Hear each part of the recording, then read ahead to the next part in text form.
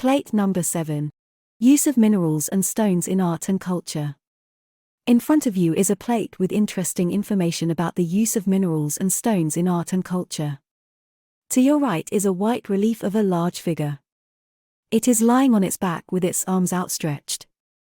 The figure is wearing a long robe that reaches down to the ground.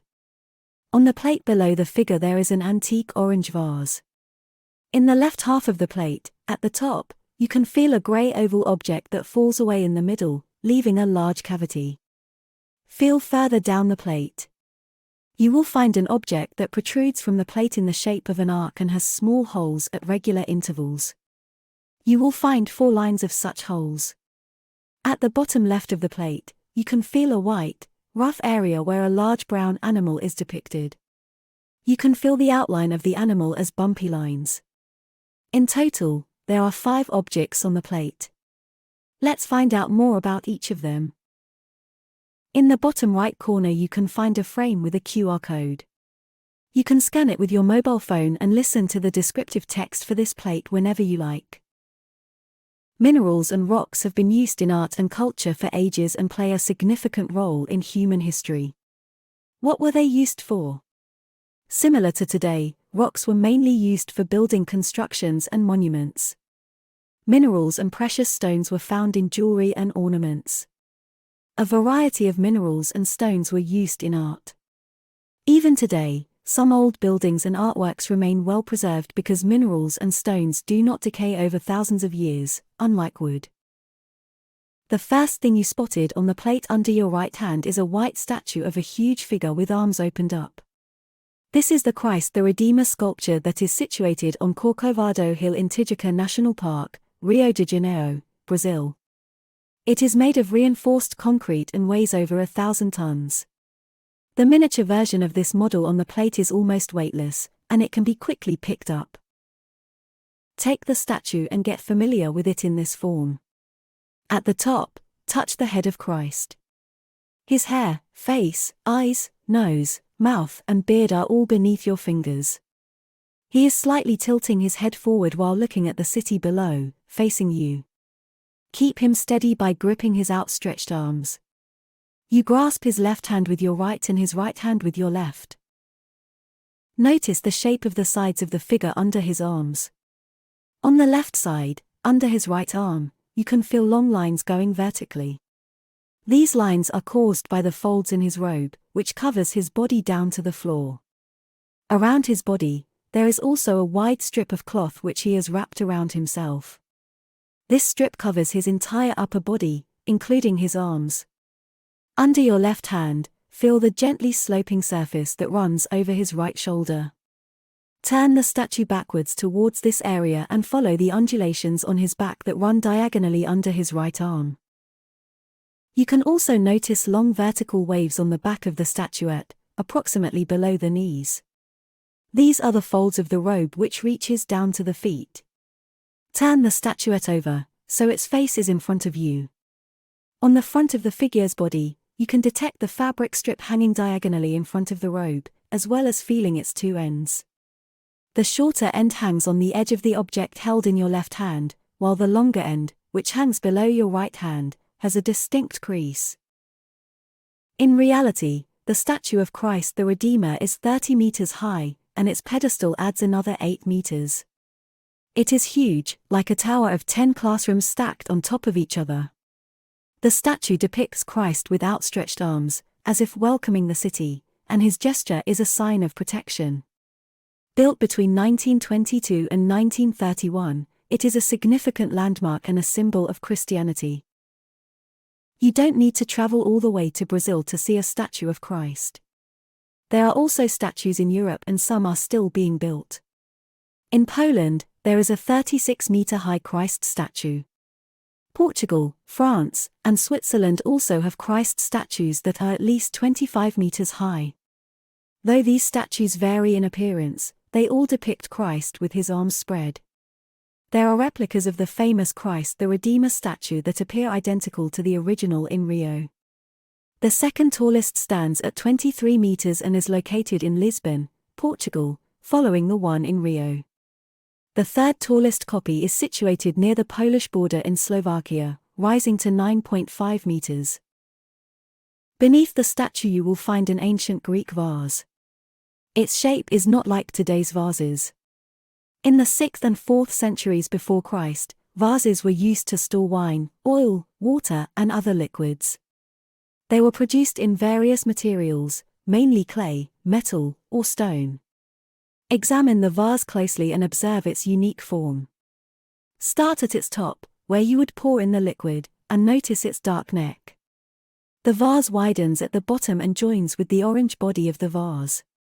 On either side of the body, there are two handles.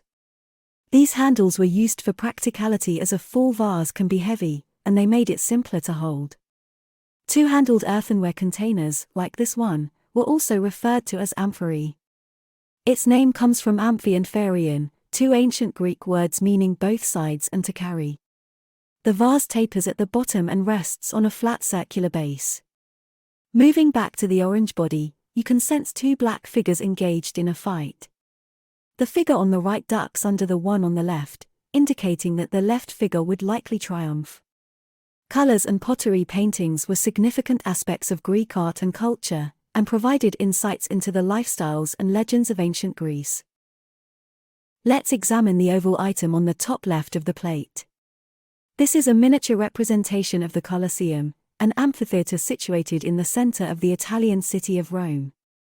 Despite being a ruin, the structure still stands to this day. The amphitheater was constructed during the 1st century after the birth of Christ, and the majority of its materials were procured from Roman quarries. The primary materials for construction included travertine, marble, and limestone. Additionally, concrete was utilized as a cost-effective, fast, and easy-to-manage building material. Today, making concrete is a very power-heavy process carried out in big factories. But how did the Romans do it? They made concrete by putting bits of debris into a gluey mix created from lime, a powder produced by burning limestone or chalk, water, and pozzolan, which is ash from volcanic eruptions. Mortar, brick, lime, and stone were also used in their building materials. The material was used for the outer walls of the Colosseum. You can sense its texture on the surface of the adjacent structure. You scan the oval shape on the top left of the plate with the deep area in the middle. It wasn't a usual building since they tend to have a rectangular base. The structure here, known as the Colosseum, is round and has no roof. When it rains, it gets wet inside, similar to an open stadium where footballers also get wet. The Colosseum is an arena with an open-air auditorium that has multiple levels. Instead of traditional seats, the audience sits on steps. Picture a vast circular staircase where people are seated on every row, gazing inside the structure. Can you imagine people sitting in all the rows looking into the inside? Around the outer side of the building, on the half of the arch, you can feel the high wall of the Colosseum in the half of the arch. This particular part has remained unchanged for centuries, maintaining its original height. In the middle of the model, one can feel the remaining shorter walls, which serve as the foundation for the next levels of seating. These levels gradually reduce in height and eventually meet the lowest area, which is flat, at the center of the Colosseum. This is the arena. The spectators at the bottom had a close view of the action. Gladiator fights and fights with wild animals took place inside. Observe the longer end of the inner wall at the left side of the model and the continuation of the wall around it. Feel the object that sticks out from the plate in the shape of an arch. Its surface has small holes arranged regularly. This object belongs to the Colosseum, but it does not portray the Colosseum standing upright, it portrays it from the side. You have already recognized this part of the Colosseum as the endpoint of the outer wall and the displaced endpoint of the inner wall. You can find it at the end of the high wall on the left side of the oval model. This is the primary entrance to the Colosseum. Scan this entire section of the building. You'll see entrances, archways, and pillars supporting arcades. Examine the arcades in 3 rows, with one above the other, then observe smaller windows located at the top of the wall. It resembles a contemporary structure with a ground floor and 3 levels. Initially, when the amphitheatre was an oval-shaped edifice, it had 80 arcades running alongside each row. A significant representation of Roman history and culture and one of the 7 wonders of the world, the Colosseum has been a UNESCO World Heritage Site since 1980. Finally, we'll examine the rough white and brown area at the plate's bottom left, which presents a cave painting. To visit one in real life, you need to travel to a preserved cave. For instance, there are cave paintings in the Lascaux cave that have been carved into limestone rock. It's situated in the Karst Massif in the southwest of France, and it was created between 15 and 17,000 years ago during the Mesolithic period. The cave is made of limestone and dolomite that are common in the area. Local boys found the cave paintings in 1940 while searching for their dog. The cave art displays animals, including deer, bison, horses, wild piglets, goats, and cats. Touch the uneven brown surface of the painting of a big horse. Underneath your right hand, sense its head and front legs. Move your hands to the left to trace its body, hind legs and tail. All the artworks were created from natural pigments that were either sprayed or brushed on the walls of the cave. In certain spots, the artwork has additional deep grooves that create rough lines you can touch. These paintings provide an essential illustration of early art that survived due to their distinct location. They are believed to be one of the biggest archaeological discoveries of the 20th century.